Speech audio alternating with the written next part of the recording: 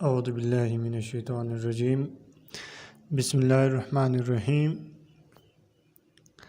اسلامی سال کا آغاز ہجرت ہی سے کیوں ہوا؟ اس کے پیچھے کیا وجہ ہے؟ ابتدائی اسلام میں مسلمانوں میں عام طور پر تاریخ نویسی کا دستور نہیں تھا۔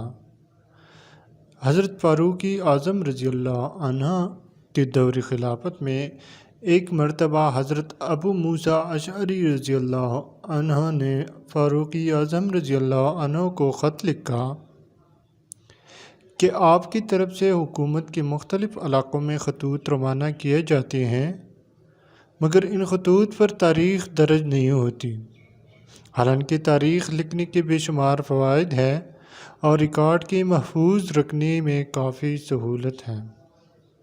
آپ نے خط کس دن تحریر کیا، کس دن روانہ کیا، کب پہنچا، کس دن حکم جاری ہوا، کس دن اور کس وقت سے اس پر عمل کا آغاز ہوا، ان سب باتوں کے جاننے اور سمجھنے کا دار و مدار تاریخ لکھنے پر موقوف ہے۔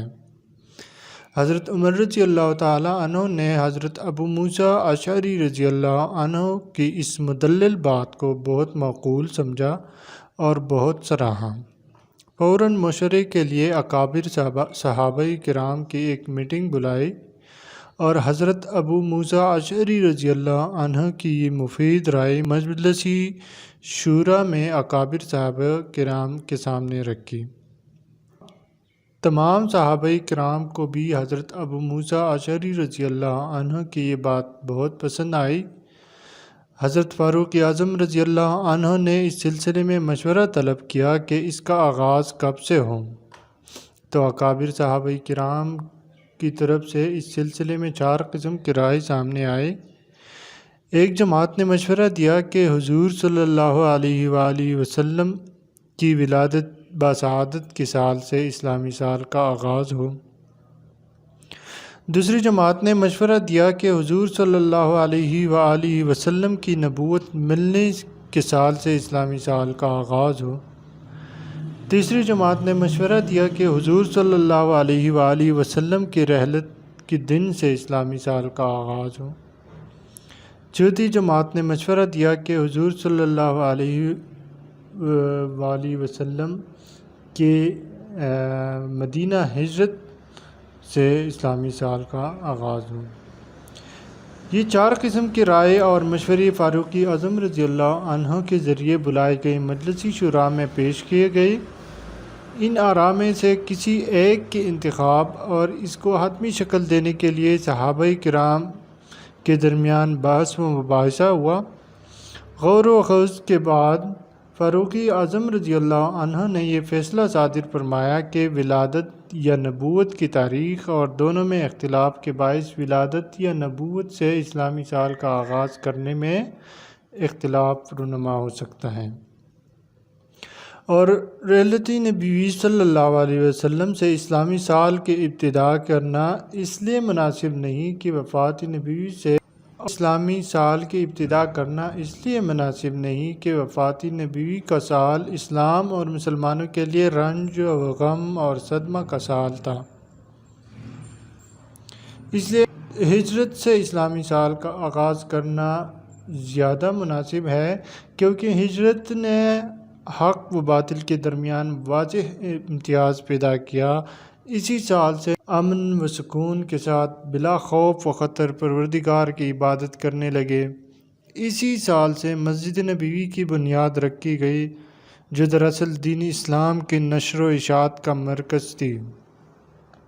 حضرت عمر رضی اللہ تعالیٰ عنہ کے بیان کردہ ان دلائل و وجوہ کی بنا پر تمام صحابہ کرام کا اس بات پر اتفاق ہو گیا کہ اسلامی سال کی ابتدا ہجرت کی سال سے ہی کی جائے، اگرچہ اسلام کے اس قریبی عہد میں دیگر اور بہت سے اہم واقعات رونما ہوئے، مثلاً واقعہ بدر، فتح مکہ اور حجۃ الوداع وغیرہ۔ ان میں سے کسی ایک واقعے کو سنی آغاز کی علامت قرار نہیں دیا گیا، حالانکہ ان میں سے ہر ایک واقعہ اپنے اندر مذہبی، قومی، تاریخی اور سیاسی عظمت و رفعت رکھتا ہے۔ بخلاف واقعہ ہجرت کے، کیونکہ یہ بظاہر کسی قسم کی علو مرتبت کا حامل نہیں ہوتا۔ اسے داعی اسلام اور اہل اسلام کی غربت و مظلومیت، بے بسی و بے کسی اور بے سر و سامانی کی یاد تازہ ہوتی ہے۔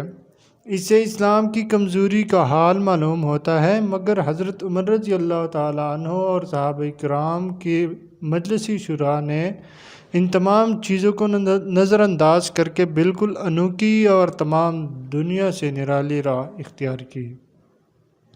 یہ اعتراض و اشکال کسی سطحی نظر رکھنے والے کے لیے اہم ہو سکتا ہے، جس کی نگاہ ظاہری و شان و شوکت پر ہوتی ہے، تاہم عمیق اور گہری نظر رکھنے والا اس بات کے اقرار و اعتراف پر مجبور ہوگا کہ یہ حسن انتخاب بڑی حکمت و مصلحت سے معمور ہے، کیونکہ صحابہ کرام رضوان اللہ اجمعین کے دور اندیشی اور ان کی عقلی آسمان کی بلندیوں تک پرواز کرتی ہیں۔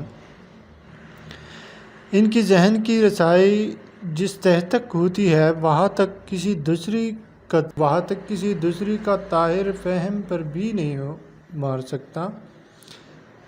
اس میں شک نہیں کہ واقعی ہجرت بظاہر نا امیدی، بے بسی و بے کسی، نامرادی اور غربت و افلاس کا واقعہ معلوم ہوتا ہے۔ جس طرح صلح حدیبیہ کے وقت اس مصلحت سے بظاہر بے بسی و کمزوری سمجھی جا رہی تھی، نظر آتی ہے، لیکن یہی صلح حدیبیہ فتح مبین کا دیباچہ اور اس کی تمہید تھی۔ اس طرح ہجرت کا واقعہ ظاہر نگاہوں میں جو کچھ بھی دکھائی دیتا ہو، مگر حقیقت میں یہی ہجرت کا واقعہ اسلام اور مسلمانوں کے لیے عروج و سربلندی کا پیش خیمہ ثابت ہوا۔ اسی ہجرت کے دامن میں اسلام کی وہ تمام تر ترقیاں پوشیدہ تھی، اور یہی ہجرت تمام تر کامیابیوں کا سرچشمہ ثابت ہوا، جن کا ظہور آئندہ چل کر ہوا۔ اسی ہجرت نے مسلمانوں کے لیے فتح و نصرت کی راہیں ہموار کی۔ سن ہجری کا آغاز مسلمانوں کے لیے دینی تاریخی اعتبار سے اپنے اندر خاصی اہمیت رکھتا ہے۔ وہ اہل اسلام کو اس دور کی یاد دلاتا ہے جب ان کو مکی دور کی ابتدا اور آزمائش کی تنگ و زندگی سے نجات ملی، اور مستحکم و پائیدار اور مضبوط مستقبل ملا۔ اسلام اور اہل اسلام کو پھولنے پھلنے کا موقع ہاتھ آیا، اور یہی سے اسلام اور مسلمانوں کو قوت اور شان و شوکت نصیب ہوئی۔ باطل کو شکست و عظمیت اور کفر کو اپنی موت مرنے لگا، اور یہی سے مسلمانوں نے پوری دنیا کو رشد و ہدایت اور توحید کا عالمگیر پیغام دیا، اور دنیا کے ایک بڑے حصے تک اسلام کے شعاع پہنچے۔ حضرت عمر رضی اللہ تعالیٰ عنہ کے ذریعے بلائی گئی اس شورا میں یہ بات بھی سامنے آئی کہ اس سن ہجری کا آغاز کس مہینے سے ہو۔ اس سلسلے میں بھی صحابہ کرام کی طرف سے مختلف رائے پیش ہوئے۔ ایک جماعت نے یہ کہا کہ رجب کے مہینے سے سال کے مہینے کی ابتدا کی جائے، اور دوسری جماعت کا خیال تھا کہ رمضان کے مہینے سے، کیونکہ رمضان ہی وہ سب سے افضل ترین مہینہ ہے جس میں پورا قرآن نازل ہوا۔ تیسری جماعت کی رائے یہ تھی کہ محرم کے مہینے سے اس سال کا آغاز ہو، کیونکہ ماہ محرم میں حجاج کرام حج کر کے واپس آتے ہیں۔ اور چوتھی جماعت نے مشورہ دیا کہ ربیع الاول سے سال کے مہینے کی ابتدا کی جائے، کیونکہ اسی مہینے میں حضور صلی اللہ علیہ وآلہ وسلم نے ہجرت فرمائی۔